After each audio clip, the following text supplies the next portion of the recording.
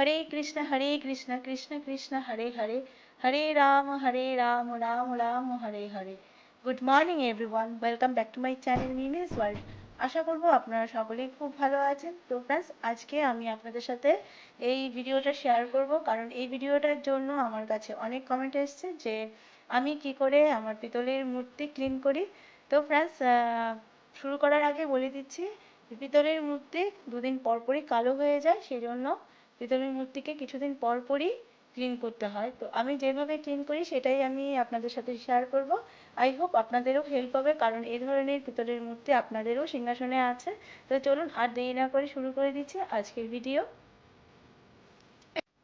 তো আমি মূর্তি পরিষ্কার করার জন্য যে পাউডারটা ইউজ করি সেটার নাম হচ্ছে পিতম্বরী শাইনিং পাউডার, আর এটা মার্কেটে অ্যাভেলেবেল, আর প্রাইস হচ্ছে 42 রুপিস।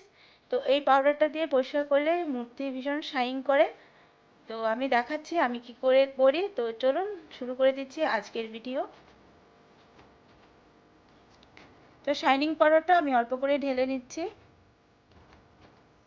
তারপর একটা গামছা নিয়ে নেব, এটা হচ্ছে ঠাকুরেরই গামছা। তো একটা সাইড আমি ভিজিয়ে নিচ্ছি, আর ওর মধ্যে আমি একটু পাউডার লাগিয়ে নিলাম। এবারে পাউডার আমি গোপালের মুখে অ্যাপ্লাই করছি।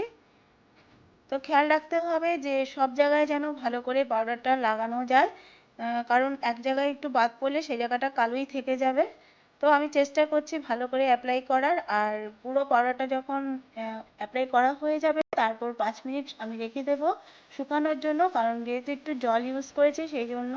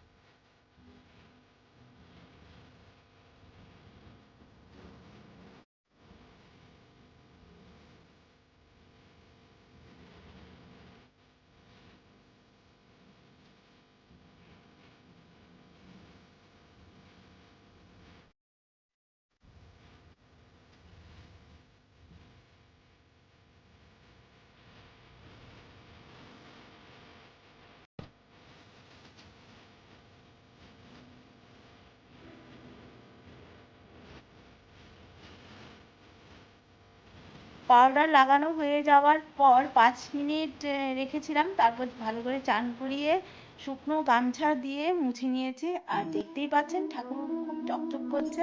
তো এই পাউডারটা দিয়ে যদি ঠাকুর পরিষ্কার করা যায় তাহলে এরকমই শাইনিং করে, আর পট করে কালো হয়ে যায় না, কিছুদিন থাকে, এই শাইনিংটা বেশ কিছুদিন থাকে।